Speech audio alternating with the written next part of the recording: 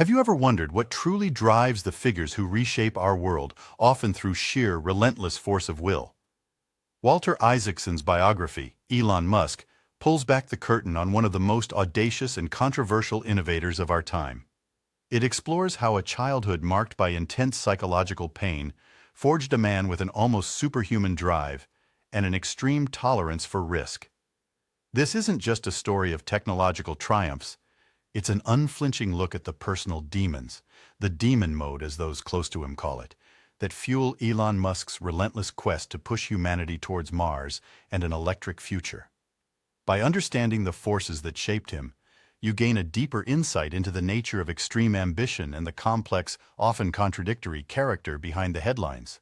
Elon Musk's journey begins not in a Silicon Valley garage, but on the harsh playgrounds of 1980s South Africa and under the shadow of a deeply damaging relationship with his father, Elon Musk. Imagine enduring brutal bullying at school, only to come home to a father who, as Musk recalls, subjected him to mental torture and berated him as worthless. These experiences, including a paramilitary-style survival camp called Veldskool, where bullying was encouraged, instilled in him an incredibly high pain threshold and an aversion to contentment. His first wife, Justine, observed that to survive such a childhood, you have to shut yourself down emotionally, which could explain Musk's sometimes callous demeanor and difficulty with empathy. This emotional armor, however, also made him a risk-seeking innovator, unafraid to venture where others wouldn't dare. Musk's approach to building rockets at SpaceX and cars at Tesla wasn't just about bold ideas, it was about a hardcore engineering and manufacturing philosophy. He lives by what he calls the algorithm, a 5-step process for innovation. First, question every requirement. He insists on knowing the name of the person who made a requirement, not just the department, and challenges its validity based on fundamental physics, not tradition. Second, delete any part or process you can. If you do not end up adding back at least 10%, you haven't deleted enough. Third, simplify and optimize, but only after deleting. A common mistake, he believes, is optimizing something that shouldn't exist. Fourth, accelerate cycle time. And finally, automate. This systematic deconstruction and reconstruction allowed SpaceX to build rockets at a fraction of the cost of established players, for example, by making valves in-house for $5,000 instead of buying them for $120,000.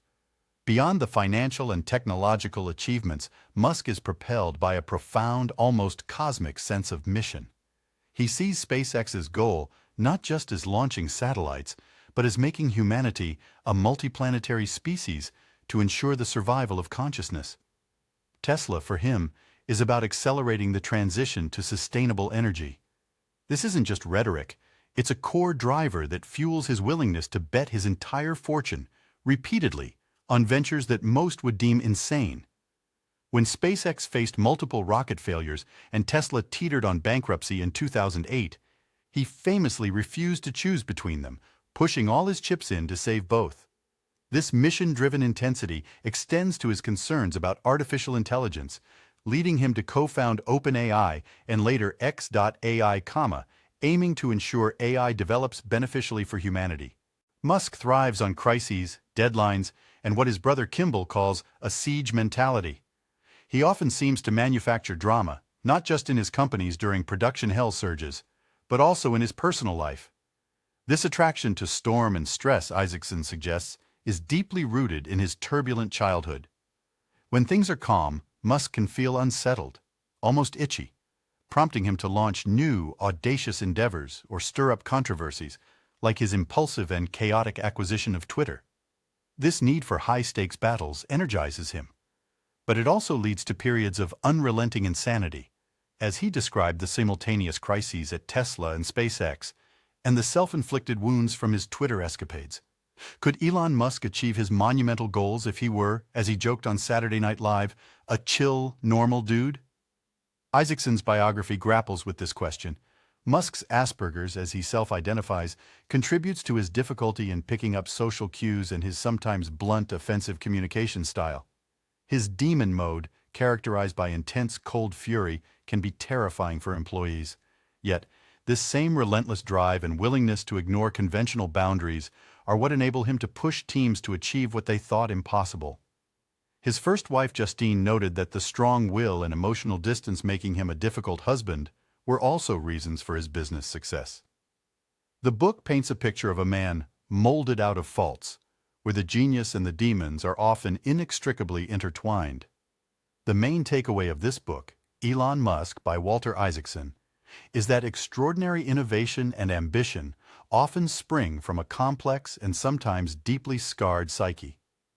Musk's relentless drive to achieve audacious, world-changing goals, from colonizing Mars to revolutionizing transport and AI, is not just a product of genius, but is profoundly shaped by his traumatic upbringing and a personality that craves risk and thrives on drama. By understanding this intricate dance between his demons and his drive, you gain not just insight into one of today's most transformative figures, but also a broader appreciation for the often turbulent inner lives of those who dare to think crazy enough to change the world. All right, that's a wrap on today's summary. Thanks for listening. If this book summary sparked your curiosity or gave you new insights, don't forget to like, subscribe, and hit the bell so you won't miss our next summary. Keep reading, keep growing, and see you in the next one.